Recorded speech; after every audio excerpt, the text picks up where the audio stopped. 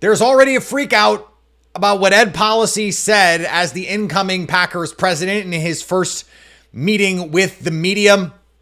Don't fall for this.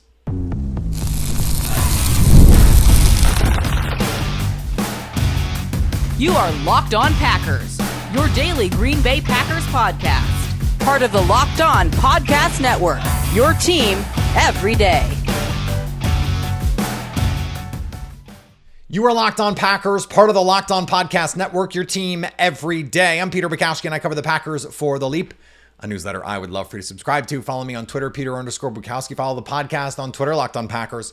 Like us on Facebook. Subscribe to the podcast, iTunes, Spotify, Google Podcasts, wherever you find podcasts, you will find Locked On Packers, the number one Packers podcast on the internet, and the show for fans who know what happened. They want to know why and how. Thanks to everyone who makes Locked On Packers their first listen every day. We hope you like starting your day with us as much as we like starting our day with you. Ed Policy met with the Packers media, some local beat folks, and said some things that made some waves on the internet and around the Packers media sphere with fans, media, etc., etc., etc. Let's not freak out. Now, I understand to a point the conversation around the phrasing that was used when Ed Policy said there's three core tenets that he's trying to adhere to, and one of them was keeping the Packers in Green Bay. I thought I saw a lot of people freaking out about this, and I did. It would take an act of God to move the right levers to get the Packers to leave Green Bay. It's a whole process. It would take a vote. It's a whole thing. It's not happening. The discussion, if you listen to the context, was about really the business side of the Green Bay Packers. They don't have an owner. They don't have someone with billions of dollars, or at least resources to get billions of dollars. And they don't have someone who is willing to, in a given year, maybe lose some money, for example. So what the Packers have to do, and what Mark Murphy did a spectacular job at doing, is find ways to make every dollar they can make. And that means the Titletown District. That means the restaurants, the apartments, the build out, the development. It means bringing the draft to Green Bay. It means finding a way to squeeze every last cent they can. Seat licenses, expanded stadiums, the luxury box accommodations, the suites, the specialty restaurants at the stadium. But if the president says we need to find ways to make more money, it's going to rub people the wrong way. But that's the reality. And that is the business all of these teams are in. They are in the make money business. It is not a civil service. I know that the Packers structure, because they're quote unquote owned by the people, it makes it seem like this is some sort of, commune that everyone is contributing to, though I would guess a lot of Packer fans would have major problems with that phrasing. But the idea is an appealing one. Hey, this is the fans' team.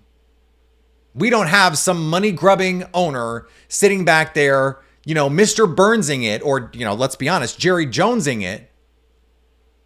And Jerry Jones has been a phenomenal businessman when it comes to the Dallas Cowboys, the sponsorships he's been able to bring in, the fights he's won with the NFL to bring in those sponsorships. Pepsi, Victoria's Secret, Jason Hirschhorn, once upon a time, wrote a great piece about this.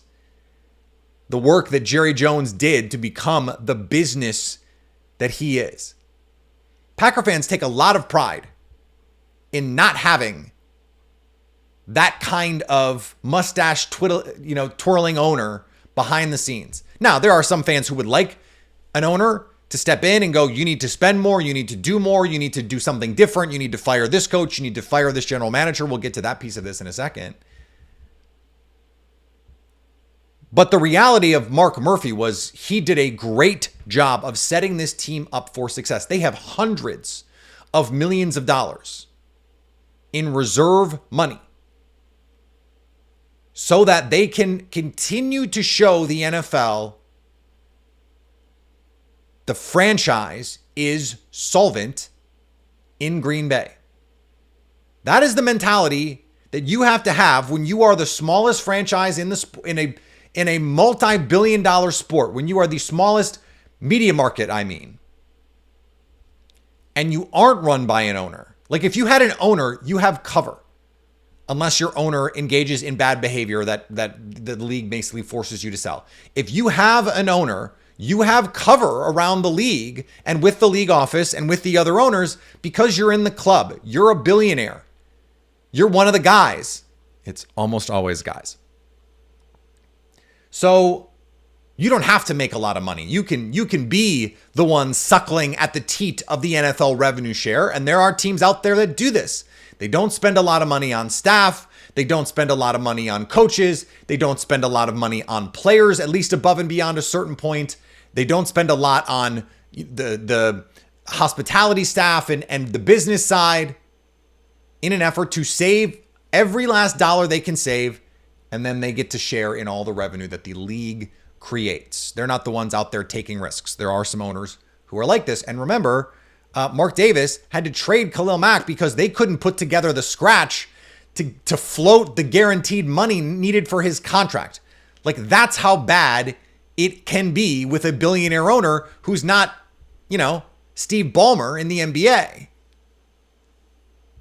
The Packers have to work doubly hard to ensure that they have the extra capital, the extra money. And I know that these money conversations can be boring, but the reality for the Packers is the president's number one job is to ensure profit. P&L is the number one obligation of the president of the Green Bay Packers. It has nothing to do with winning football games. I'm sorry, that's the reality. Because the number one job is to continue to prove year over year that football works in Green Bay, or the NFL has proven this. They'll say, you got to move the team. Especially a team, by the way, that does not control their destiny. 2032 lease agreement. There's all kinds of stuff. Levers to pull here for the NFL. Votes that can be made by other NFL teams. Going, hey, if they're not profitable, if you're not making money, the rest of the league can go, we're not abiding this anymore. Let's move this team to Portland. Move this team to Austin. They theoretically could at least force some votes here. The business of the Green Bay Packers, let's not get it twisted, is still the business of the Green Bay Packers. It's not winning championships. Now, winning championships contributes to the bottom line. Winning championships makes you a more profitable organization, not just because you get the playoff money, you get the ticket money from all that, the gate revenue, all that good stuff, but because it generates fan interest. It incites fandom. Winning incites fandom, or it maintains fandom, or it maintains interest. You've got great players, you've got jersey sales. So it is all connected here. But Ed Policy is not threatening to move the Green Bay Packers. What he's saying is we need to continue to prove every year that we can make money, and we got to find new ways to make money, and then we got to find even more ways to make money, and then we got to take those ways and figure out ways to make even more money, because year over year, that is the hardest thing about being the Green Bay Packers instead of the Bay Area Packers. Now, there is a football side of this, and that is this bit about communication between coach, front office, NFL, football decision makers. This one is a little more interesting to me. We'll talk about it next on Locked On Packers. Ever check your bank account and wonder, where did all my money go? Between dining out, online shopping, and entertainment, it's easy to lose track. That's where Monarch Money comes in, your personal CFO, giving you full visibility and control over your finances. Monarch Money isn't just a budgeting app, it's a complete financial command center. You can track all your accounts, investments, and spending in one place, so stop just managing your money and start building wealth. Managing money with your partner is now smoother than ever. You can track shared and personal accounts, set goals, and stay on the same page without the stress. Instead of juggling multiple apps, use Monarch Money to check your finances, track spending, plan long-term goals, do all the things you need to do to be financially healthy. Take control of your finances with Monarch Money.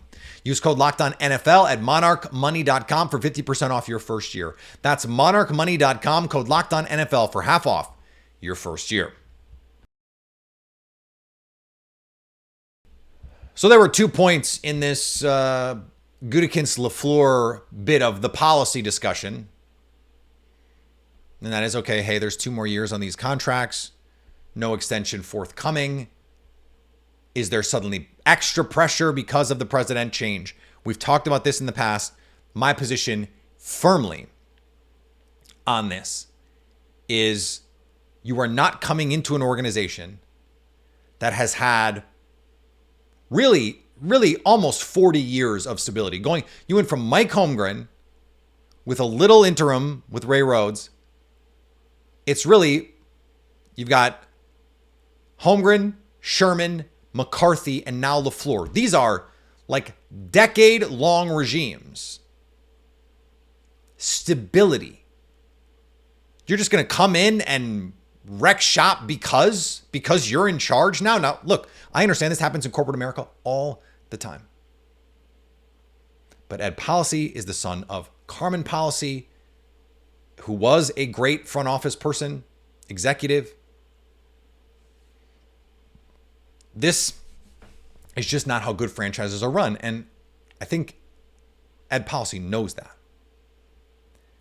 There's no reason for us to believe, to come in and assume Policy wants his own guys because they haven't won a championship since 2010. I know why you want to believe that, because you want to believe that every year people at 1265 Lombardi Avenue are scratching the walls all off season going, I can't believe we didn't win a Super Bowl. What can we possibly do to win? We have to change everything. We have to reconsider everything. What are we doing? It doesn't really work that way. And maybe that would be a better system. I'm just saying it doesn't work that way. By the way, it doesn't work that way anywhere, even where they have sustained success, like in Philadelphia or Kansas City or New England for the longest time. That's just not what happens. I understand fans desired for increased urgency. Brian Gutekunst has talked about increased urgency. Now you pair but we're not going to extend them right now, with this notion that what Policy would like to do is increase the time and the frequency of football decision maker meetings. That to me means coach, front office, staff.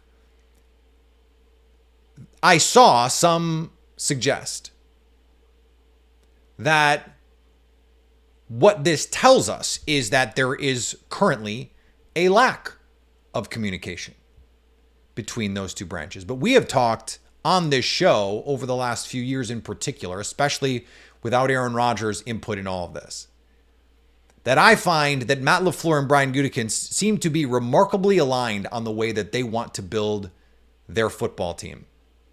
And certainly there are going to be times when Matt LaFleur says, I want this player, and Brian Gutekunst is going to say no. And ultimately, it is Brian Gutekunst's call. In other organizations, it is up to the owner to ultimately make those decisions. And my position on this has always been that owners are malevolent forces in those discussions. You do not want owners getting involved in those discussions. You have hired someone to make the decision, whose job it is to know what the right decision is. Do not parachute in and pretend to know. Because the ownership group in LA has not watched as much tape as Les Snead. They trust Les Snead to do it.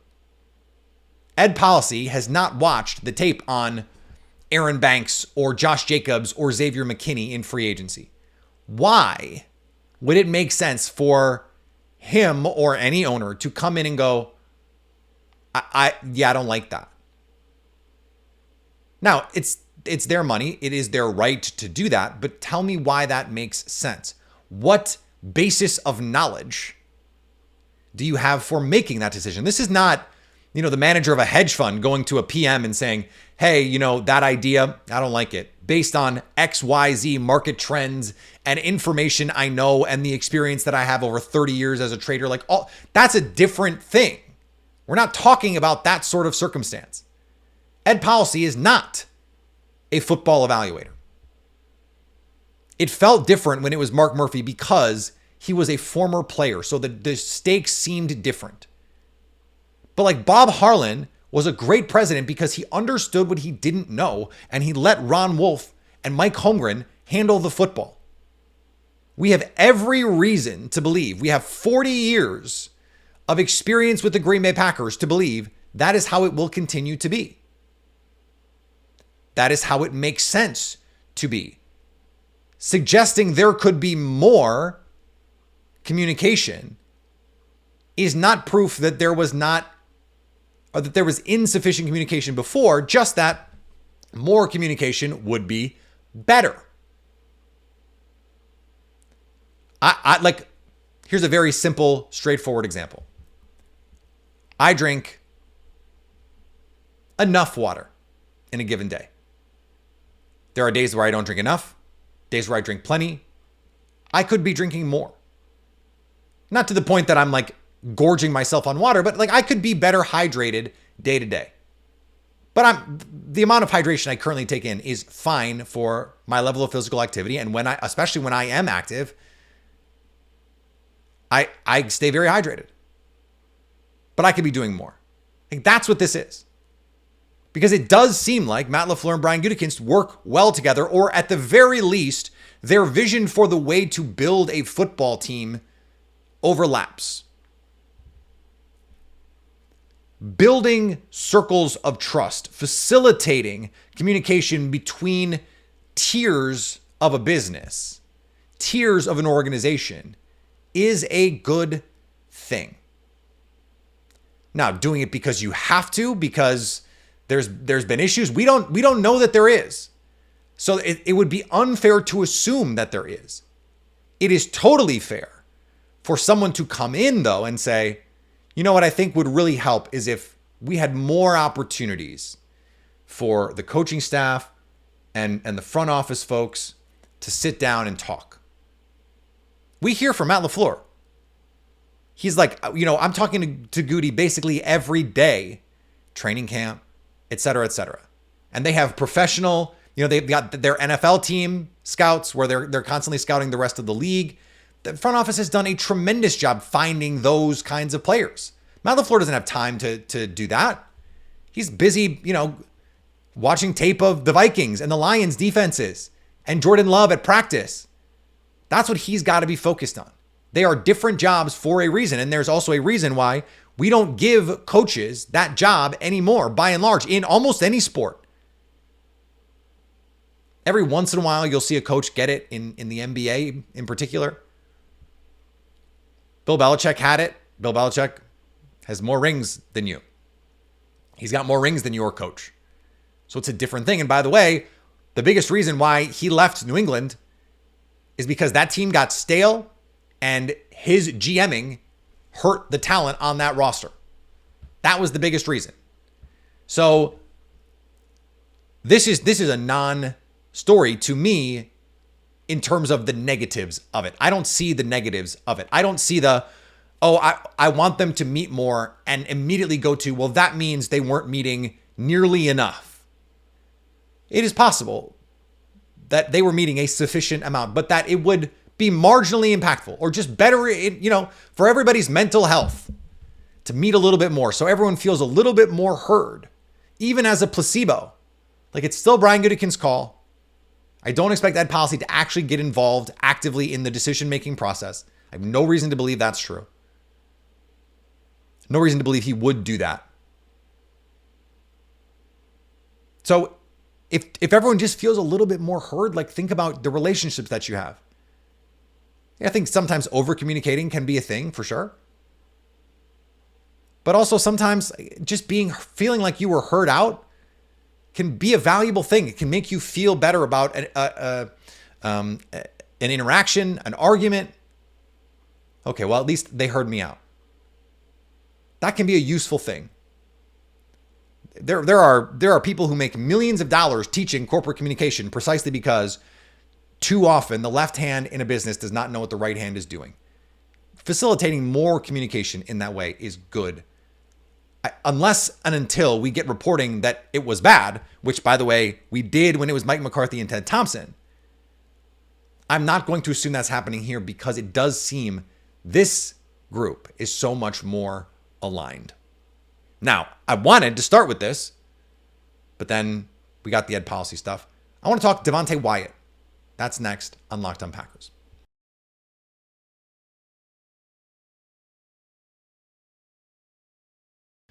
Thanks for making Locked On Packers your first listen. For your second listen, check out Locked On NFL Scouting. As training camp gets closer and moves are being made, hosts Kyle Krabs and Joe Marino will make you the most informed NFL fan this offseason. Find Locked On NFL Scouting on YouTube or wherever you listen to podcasts.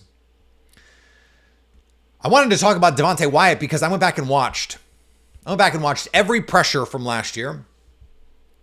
And you know what I noticed? The first month of the season, he was all over the field. He was awesome against the Colts, awesome against the Titans, disruptive against the Eagles. And then he got hurt. And then what happens is, okay, there's a play here against the Dolphins. There's a play here against the 49ers. There's a play here against the Lions. He had a couple nice pressures against the Vikings in a game where no one else really got any pass rush. What stood out to me, though, was so the injury, of course, a big part of this. He's got to stay healthy. He's got to stay healthy. That's true of Kenny Clark. That's true of Rashawn Gary. That's true of everybody, of course. But his explosiveness is what makes him him. I mean, there's a rep against Seattle where he puts a spin move on the guard, and it is just like, how many guys 315 pounds can do that? His movement skills at his size, I mean, I believe he ran the fastest 40-yard dash of anybody 300 pounds or more ever at the time he ran it. His athletic ability is special. These are the kinds of players the Packers prioritize, that they prize, especially in the first round. It's a consistency thing with him. But if you look at who he was, Eagles, Colts, Titans, that guy is an awesome, disruptive player. It's finding ways for him to be consistent doing that. This is not a Jeff Hafley problem because he lined up and produced everywhere. I'm talking about one-on-one with the center, nose tackle type stuff. I'm talking about three technique, traditional. Like that's what you think of when you think of Devonte Wyatt, one-on-one against a guard, three technique stuff. I'm talking about 4-eye. I'm talking about fighting through double teams. I'm talking about, almost a traditional defensive end at times. There's opportunities for him as a 5 technique and then looping around, running games. He got a pressure with Lucas Van Ness that way. Might have even been the sack on Anthony Richardson where he loops outside and bends the edge. And you're just like, what is this? The talent, and, I was not someone who liked that draft pick at the time. An older player, what is the development? What is the upside there? Did not produce this whole draft conversation of producing as a pass rusher. Did not produce sacks in college. So what is the upside? What is the opportunity there? Didn't love the tape. Didn't have a lot of nuance. Didn't have a lot of polish. He's up the pass rush game. He's up the bag for sure. And the contact balance, the flexibility, the motor is there in flashes. But the flashes are enough. That is the conclusion that I have come to, is the flashes are good enough to offset, the inability to be a consistent every down run defender. Because if you can rush the passer like that, and you can stay healthy and be consistent doing it, you can be an impact player. And if you look at it, dollar for dollar, rush for rush with Rashawn Gary, he was the more disruptive player. I think that's true over the last couple years. He can be a disruptive force in this defense. The question is, does he have enough help around him? Is Kenny Clark going to be healthy? Is Lucas Van Ness going to take a step forward? But Wyatt is the guy I keep coming back to, because I just haven't seen enough from Lucas Van Ness to have belief and faith in what he can be this year right now. I've seen Carl Brooks be really productive. I know that I can get a reliable amount of play from him, though for some reason he did not produce at the level I thought he would last year. But we've seen 2023, he was outstanding as a sub-package rusher. Devonte Wyatt has that sort of upside and ability, and we've seen the flashes of it. Brian Gutekunst called him the best interior rusher they had last year, and that was true. He just was hurt. So can he, and maybe, and I'm willing to entertain this theory, maybe the injury is downstream of a work ethic that has been a question mark, at least going back to college. But he has, by all accounts, been a model teammate in Green Bay. Remember early on as a rookie, it was like, why is he not playing more? Every time he played, he made these plays. And Joe Barry would go, well, we're trying to teach him to be a pro, those kinds of things. It's film study. It's that kind of stuff. And we heard the same stuff with Edgerrin Cooper. And well, Edgerrin Cooper eventually played enough that you were just like, we can't not play this guy if you're the Packers coaching staff. Wyatt has not done that. And I don't know if he is ever going to do that. But when I look at this pass rush, Rashawn Gary, I would expect Rashawn Gary to be better. I would expect Kenny Clark, if he's healthy, to be better. If Lucas Van Ness reaches his ceiling and does it, gets on his way this year, yes, I think that there is huge impact potential here. But part of that is because of where he's coming from. Like the impact he had last year relative to the impact he is capable of having is just a bigger delta. Devonte Wyatt made an impact last year. He made an impact in 2023. So if he takes a little bit of a jump, it's not as big a difference, right? But I am much more confident in saying Devonte Wyatt will be the guy. That he is more likely to be the guy that takes that step forward, that allows the Packers pass rush to be we can just get after you with 4 kind of unit, precisely because he is good enough to just beat almost anyone in front of him one-on-one. That's the kind of player the Packers were hoping they were getting when they drafted him in the first round. They wanted a penetrating 3 technique, someone who could just get upfield and create chaos in the backfield. He can do that. Another step forward, and he stays healthy, we could be talking about a borderline Pro Bowl kind of player. And that would be huge for the Green Bay Packer defense. All right, back tomorrow. More here to come as we move through the offseason, the doldrums of June. We got plenty on your plate, plenty coming. Interviews coming next week, rookie orientation series coming. So a lot of fun to be had. We will do that coming up this week and next week. Remember, 3 shows next week. We'll do a Monday, Wednesday, Friday joint. And then it's the holiday week. We'll do a modified schedule for the holiday, but we'll still have shows that week as well. Follow me on all the social medias, Peter_Bukowski on X, formerly known as Twitter, and Instagram. You can also subscribe wherever you get podcasts to this fine podcast. You can watch us on YouTube so you can stay locked on Packers.